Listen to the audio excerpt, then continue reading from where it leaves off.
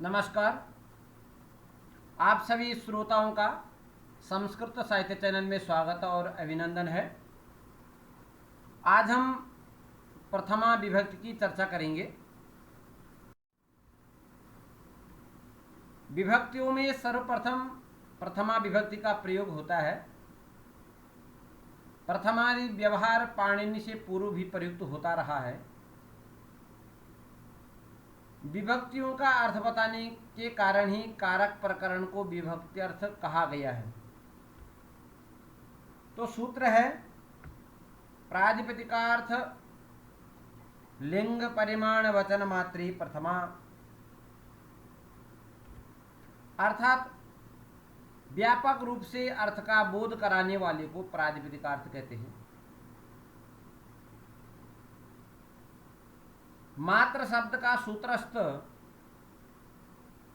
प्रत्येक शब्द के साथ अन्वय होगा, जैसे प्रातिपदिकार्थ मात्रे लिंग परिमाण मात्रे वचन मात्रे। अतः प्रातिपदिकार्थ का बोध कराने के लिए प्रातिपदिकार्थ के साथ लिंग मात्र अधिक का बोध कराने के लिए, परिमाण मात्र का बोध कराने के लिए, संख्या मात्र का बोध कराने के लिए प्रथमा विभक्ति का प्रयोग होता है। देखिए, प्रातिपदिकार्थ लिंग परिमाण वचन मात्रे प्रथमा। अब कहा गया कि नियतोपस्थिति कहा प्रातिपदिकार्थ, नियता निश्चिता नियम संबद्धा वा उपस्थिति ही प्रतीति ही यस्य अर्थस्य असौ नियतोपस्थिति, अर्थात जिस प्रातिपदिक के उच्चारण के साथ उसके अर्थ की नियम से उपस्थिति हो जाएगी वह क्या कहलाएगा? प्रातिपदिकार्थ कहलाएगा। जिस प्रातिपदिक के उच्चारण करने पर, प्रातिपदिक के उच्चारण करने पर उस अर्थ की नियम से उपस्थिति होती है उसे प्रातिपदिकार्थ कहते हैं। फिर कहते हैं मात्र शब्द से प्रत्येकम योग, कह दिया है मात्र शब्द का प्रत्येक के साथ योग बनेगा, योग शब्द प्रत्येक के साथ जुड़ेगा, मात्र शब्द और प्रातिपदिकार्थ मात्रे। अब क्या होगा? प्रातिपदिकार्थ मात्रे लिंग मात्रा आधिक्य परिमाण मात्रे संख्या मात्रे और संख्या मात्रे या वचन मात्रे प्रथमा भवति। अब देखिए, प्रातिपदिकार्थ मात्र में उच्चै ही नीचै ही कृष्ण श्री ज्ञानम ये इन्होंने दे दी। अब इसको जानते हम। सबसे पहले प्रातिपदिक शब्द कैसे बना है? तो कहते हैं प्रातिपदिक का अर्थ है, प्रातिपदिक के अर्थ को ही प्रातिपदिकार्थ कहते हैं। और फिर प्रातिपदिकार्थ किसी शब्द का वाच्यार्थ होता है, किसी शब्द का ये वाच्यार्थ हुआ करता है, अर्थात सख्यार्थ भी कह सकते हैं। और इसी प्रातिपदिकार्थ को कहा कि नियतोपस्थिति कहा प्रातिपदिकार्थ, अर्थात जिस प्रातिपदिक के उच्चारण करने पर जिस अर्थ की नियम से उपस्थिति होती है वह प्रातिपदिकार्थ है।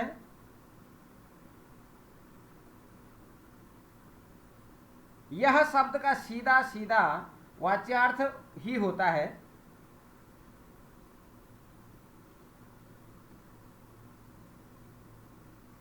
फिर कह रहे हैं प्रातिपदिकार्थ के उदाहरण में कहा कि उच्चै ही नीचे ही कृष्ण श्री ज्ञानम इति। अब इन उदाहरणों में प्रथम पहले दो है, उच्चै ही नीचे है, ये अव्यय पद हैं। इनसे प्रातिपदिकार्थ प्रथमा के एक वचन में सु प्रत्यय ला करके अव्ययाद आप सुपहा से लुक हो जाएगा। सु को क्या हो जाएगा? सु ओजस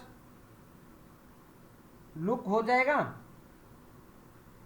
और फिर अव्ययाद पुनः प्रत्यय लक्षण द्वारा पद संज्ञा होने पर सु हो जाएगा, उच्चय हो जाएगा। और पदांत सकार को रुत्व और खर वसान विसर्जन रेप को विसर्ग का उच्च ही नीचे ही हो जाएगा। ठीक हो जाएगा। फिर कह रहे हैं इन अव्ययों के आगे प्रथमिक वचन शुभ प्रत्यय लाने का प्रयोजन पद संज्ञा कर इनको प्रयोग योग्य बनाना था, क्योंकि महाभाष्यकार कहते हैं कि अपदम न प्रयुंजित, इसलिए प्रातिपदिकार्थ मात्र में क्या होती है, प्रथमा विभक्ति के एक वचन में सु को पूर्व ऋतु करने पर जो है, अब कृष्ण बनाना है तो इसमें वही सु लाना है, सु को ऋतु विसर्ग करके हो जाएगा कृष्णावन। श्री लाना है तो श्री को भी ऐसे करना है, या ज्ञानम शब्द लाना है, सु को अम कर देना है, अतो अम सूत्र से अम आदेश होकर के अम पूर्व से पूर्व रूप करके एक वचन में क्या हो जाएगा, ज्ञानम बन जाएगा। इसी प्रकार से द्विवचन बहुवचन में समझना पुरुषः पुरुषो पुरुषाः, कन्या कन्ये कन्याः, फलम फले फलानि और अव्यय और निश्चित एक लिंगी शब्द ही प्रातिपदिकार्थ के उदाहरण समझे जा सकते हैं। ठीक है, अब हम बात करते हैं लिंग मात्रे। ये होगा प्रातिपदिकार्थ मात्रे, फिर होगा लिंग मात्रे, क्योंकि लिंग मात्र में प्रथमा विभक्ति हुआ करती है, इसलिए कह रहे हैं न केवल शब्द अपने लिंग को नहीं कहता, अपितु लिंग विशिष्ट प्रातिपदिकार्थ को ही कहता है। लिंग भी जो है प्रातिपदिकार्थ को ही कहता है, जैसे पुरुष शब्द पुंस्त्व विशिष्ट मनुष्य रूप प्रातिपदिकार्थ को, कन्या शब्द स्त्रीत्व विशिष्ट लड़की को प्रातिपदिकार्थ, और फल शब्द नपुंसकत्व विशिष्ट फल रूप प्रातिपदिकार्थ को कहता है। इस प्रकार लिंग भी प्रातिपदिकार्थ में ही गृहीत हो जाता है। जब प्रातिपदिकार्थ में प्रथमा विभक्ति कह दी तो लिंग में अपने आप ही हो गई, क्योंकि आप प्रातिपदिकार्थ के अंतर्गत हुई। ठीक है, अब शंका हुई कि सूत्र में पुनः कहे कि लिंग मात्र में प्रथमा विभक्ति होगी, तो क्या इसके जिज्ञासा में कहते हैं कि कुछ शब्द ऐसे होते हैं जिनके प्रातिपदिकार्थ में लिंग ग्रहण नहीं होते, जैसे तटः शब्द है। अब जो तट शब्द है वो त्रिलिंगी है, तटः तटी तटम, लिंग मात्रे।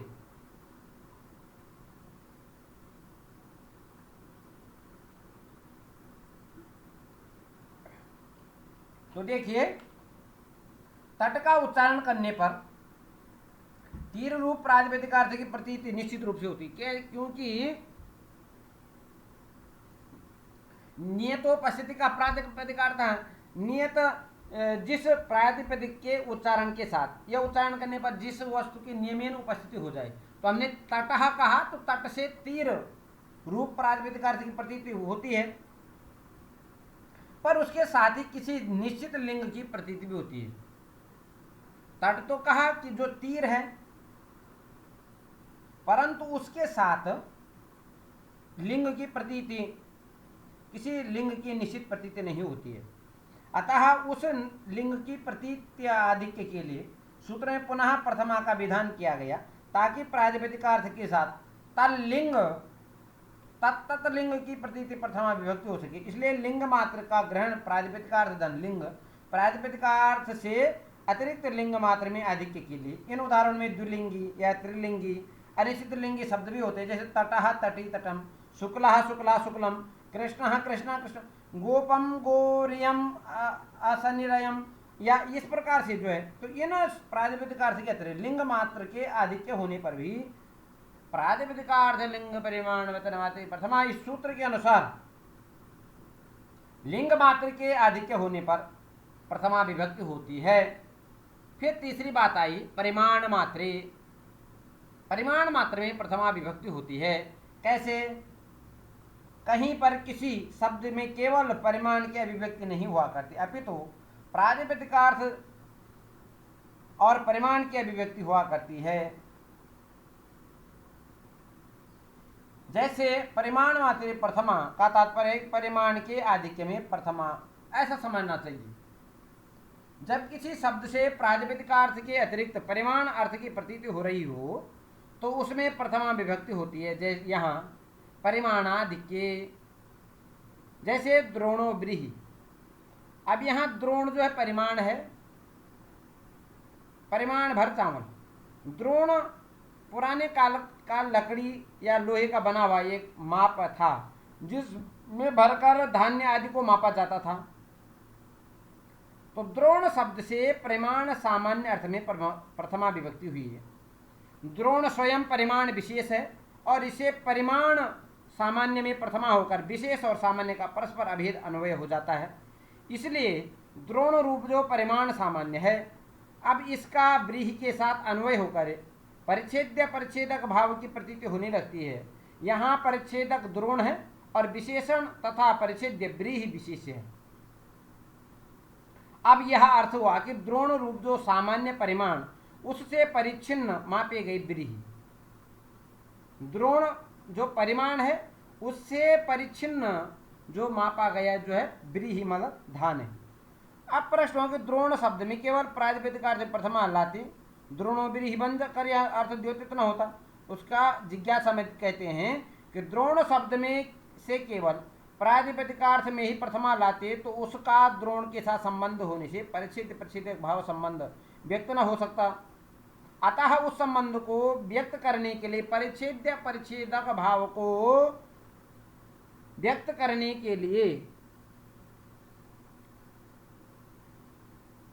परिमाण सामान्य में प्रथमा विभक्ति हुई है। अब तीसरी बात आई वचन मात्रे या संख्या मात्रे। एक दो बहवः, पाणिनि से पूर्व आचार्य वचन शब्द से एक दो आदि संख्या को ग्रहण करती है। यहाँ पाणिनि ने भी उसी अर्थ में वचन शब्द का प्रयोग किया है और संख्या मात्र को द्योतित करने के लिए प्रथमा का प्रयोग किया गया। जैसे एक दो बहवः। अब जिज्ञासा हुई कि प्रातिपदिकार्थ के अंतर्गत संख्या तो प्रातिपदिकार्थ के अंतर्गत आ जाती है। जैसे कृष्ण कहने पर एकत्व विशिष्ट प्रातिपदिकार्थ, पुनः प्रथमा लाने का यत्न कैसे किया? तो इसके उत्तर में कहते कि एक शब्द से प्रथमा आएगी तो कैसा एकत्व संख्या का द्योतित कर सकेगी, क्योंकि वह एकत्व रूप अर्थ तो एक शब्द से पहले ही कहा जा चुका है। उक्तार्थानाम अप्रयोग, जो अर्थ एक बार किसी शब्द में कहा गया हो तो उसके कहने के लिए शब्दांतर प्रयोग रूप यत्न नहीं करना चाहिए। इसलिए कह रहे हैं मात्र शब्द का ग्रहण का प्रयोजन है कि प्रातिपदिकार्थ आदि से कर्म आदि अर्थों की अधिकता प्रतीति होती है तो प्रथमा विभक्ति न होगी। जैसे कटम करोति,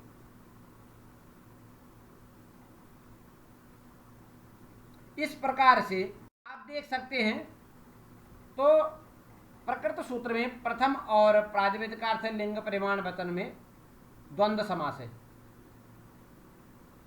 यह आपने देख लिया कैसे हुआ प्रातिपदिकार्थ में।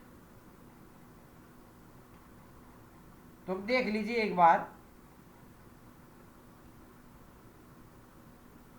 प्रातिपदिकस्य अर्थः प्रातिपदिकार्थः, षष्ठी तत्पुरुष समास देख लीजिए यहाँ पर। हाँ, प्रातिपदिकार्थम च लिंगम च वचनम चेदि प्रातिपदिकार्थम, और प्रातिपदिकार्थ लिंग परिमाण वचनानि, इसके अंत में श्रूयमाण मात्र शब्द अवधारण के लिए प्रयुक्त है तथा अवधारण शब्द का प्रयोग अन्य योग व्यवच्छेद अर्थात अन्य पद से संबंध का भाव। मात्र शब्द का प्रत्येक के साथ अन्वय होने से प्रातिपदिक का समान लिंग मात्रे परिमाण मात्रे प्रतिमात्रे अर्थ संबंध, इसको हमने देख लिया। अब जो है प्रातिपदिकार्थं च लिंगम च परिमाणम च वचनम च इति प्रातिपदिकार्थ लिंग परिमाण वचनानि, एक हमने बनाया और द्वंद्व समास हो गए इसमें। अब जो है अवधारणार्थक जो मात्र शब्द के साथ मयूर व्यंजकादि समास होता है, यह समास नित्य है, अतः अश्वपद विग्रह न दिखाकर अश्वपद विग्रह दिखाया गया है। तो कहते द्वंद्वान्ते श्रूयमाणम पदम प्रत्येकम अभिसंबध्यति, द्वंद्व समास के अंत में पठित शब्द द्वंद्वांतर्गत प्रत्येक शब्द के साथ संबद्ध होता है। जैसे मात्र शब्द है तो क्या है, वो द्वंद्व समास के अंत में पठित होने के कारण द्वंद्वांतर के अंतर्गत प्रत्येक शब्द के साथ वह संबद्ध होगा। तो जैसे प्रातिपदिकार्थ लिंग परिमाण वचन मात्रे, तो मात्र है, देखो उस मात्र शब्द का साथ, इसलिए संबद्ध होगा, क्योंकि द्वंद्वान्ते श्रूयमाण, द्वंद्व के अंत में श्रूयमाणम पदम प्रत्येकम अभिसंबध्यते, तो सबके साथ इसका संबंध होगा, इसको सबके साथ जोड़ा जाएगा। ठीक हो गया। इसलिए अब होगा प्रातिपदिकार्थ लिंग परिमाण वचनानि, प्रातिपदिकार्थ लिंग परिमाण वचनानि, ये हो गए। और लास्ट में हो गया अवधारणार्थक मयूर व्यंसक आदि समास होने पर प्रातिपदिकार्थ लिंग परिमाण वचन मात्रे। अब यहाँ द्वंद्वान्त श्रूयमाणम ये हो गया, ठीक है। अतः मात्र का संबंध प्रत्येक साथ हुआ। यहाँ पर द्वंद्वान्ते, द्वंद्व के अंत में, तो जो प्रातिपदिकार्थ लिंग परिमाण वचन, जो इसके अंत में जो है मात्र शब्द है, वह समीपता का वाचक है, न कि अवसान का। ये भी देख लिया, नियतोपस्थिति कहा, जिस प्रातिपदिक का उच्चारण करने पर जिस किसी संबंध अर्थ का व्यापक रूप से अर्थबोध होता है, यह नियमेन से निश्चित रूप से उसकी उपस्थिति होती है, उसको प्रातिपदिक अर्थ कहलाता है। जैसे राम का उच्चारण करने पर राम, रामत्व, पुल्लिंग, पुंस, मर्यादा अर्थ व्यापक रूप से उसका बोध होता है, अतः प्रातिपदिक अर्थ। नीचे है अलिंग, जैसे दोनों स्वरादिगण में पठित होने से उच्च ही नीचे, इस तरह सकारांत अव्यय है। नीचे है ऊर्ध्व स्थान में, नीचे है निम्न स्थान में नियत लिंग कृष्ण, इसका नियत लिंग है, जैसे कृष्ण शब्द वसुदेवापत्यम, वसुदेवापत्य अर्थ पुंसत्व में विवक्षित है। लक्ष्मी, श्री इत्यादि स्त्रीवाचक या स्त्रीलिंग में नियत लिंग है। ज्ञानम अर्थ प्रज्ञा वो है, ज्ञान नित्य नपुंसक लिंग है। इसी प्रकार से अनित लिंग, जैसे कहा तो तटह, तटी, तटम, इन तीनों का तीनों लिंगों में प्रयोग होता है, अतः अनियत लिंग इसे कहा गया।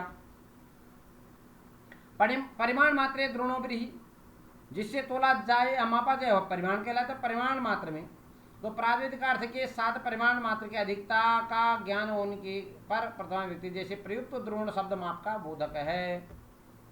अब कहते हैं अष्टमुष्टिर भवेत क्रुंचः कुरुच्चेष्टाभिराढकम अष्टाढको भवेत द्रोणः खारी द्रोणो प्रकीर्तितम्।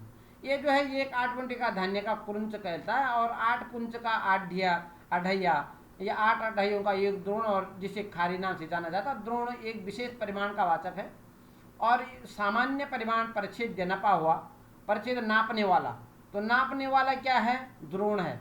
तो परिच्छेदक, परिच्छेद्य और परिच्छेदक जो संबंध है उनमें से व्रीहि धान में अन्वय हुआ है। वचन का भी हमने कह दिया कि वचन संख्या, वचन को ही संख्या कहते हैं। यद्यपि जो है वचन और संख्या एक ही है, फिर भी जो पूर्व के आचार्यों ने इसका संख्या शब्द जो है वचन शब्द को लिया है। पूर्ववर्ती आचार्यों ने एक दो वचनों में एक तो द्वित्व बहुत की विवक्षा से प्रथमा विभक्ति थी, परंतु बोले जो है वचनम कहने की आवश्यकता थी, ऐसे कोई दिक्कत नहीं थी। कृष्ण कहा, राम कहा, जो भी कहा हमने, सीता, गीता, तो उसे एकत्व स्त्री विवक्षा या एकत्व स्त्री विशिष्टत्व जो प्रतीति हुई, तो बोले इसके बाद में कहा इन्होंने कि भाई ऐसा, किंतु प्रथमा विभक्ति का विधान इसलिए किया कि प्रकृत सूत्र वचनम पद का ग्रहण आवश्यक है। स्वयं कहा कि इहोक्तार्थत्वात् विभक्ति है अप्राप्तो वचनम। संबोधन में प्रथमा विभक्ति होती है, संबोधन को प्रथमा विभक्ति न मान करके, पृथक विभक्ति न मान करके प्रथमा विभक्ति माना जाता है। तो संबोधनेच सूत्र है, संबोधनेच, संबोधन की अधिकता दिखाई पड़ने पर प्रथमा विभक्ति होती है। कैसी होती है? तो संबोधन का अर्थ है कि अभिमुखीकृत ज्ञापन, जो वक्ता के अभिमुख नहीं है उसे अभिमुख करके कुछ कहना, वो संबोधन है। वक्ता के द्वारा प्रयुक्त वचन को ध्यान में रखकर उसे स्वीकार करने में आदर भाव होना, यहाँ वक्ता की ओर मुख करके वचन का श्रवण करना व्यंजक है, तथा उससे संबंधित कार्य में प्रवृत्ति और निवृत्ति ही फल है। संबोधन अर्थ वाली इस प्रथमा विभक्ति को अनुवाद्य विषया कहा गया है। इसलिए संबोधन का अर्थ है किसी व्यक्ति को अपनी ओर अभिमुख करना संबोधन कहलाता है। जैसे हे राजन युद्धस्व, युद्ध करो। संबोधन में होने वाले प्रथमार्थ कैसे प्रथमा माना जाए, कैसे कारक माना जाए, यह विचारणीय प्रश्न है। तो इसके क्योंकि यहाँ क्रियाजनकता का अभाव है, वाक्य पदीयकार संबोधन को कारक न मानने का वैज्ञानिक कारण स्पष्ट करते हैं। उनके अनुसार कारक का संबंध क्रिया निष्पादन है। वाक्य में प्रयुक्त सभी कारक क्रिया का समर्थन करते हैं।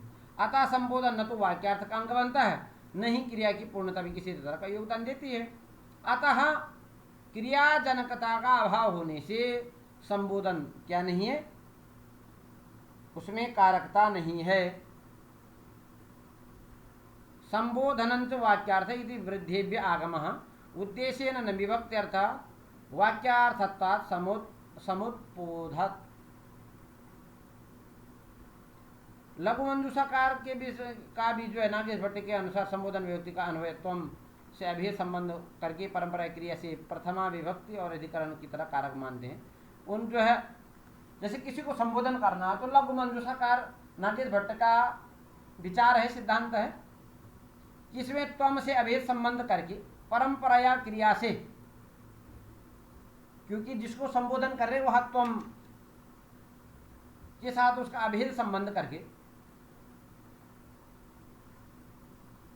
और उस परंपरा से क्रिया से उसको अन्वित किया जाना चाहिए, तब वह कारक कहलाए।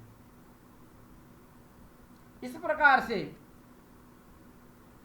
प्रथमा विभक्ति के विषय में या संबोधन के विषय में बहुत सारे मत सिद्धांत देखे जाते हैं।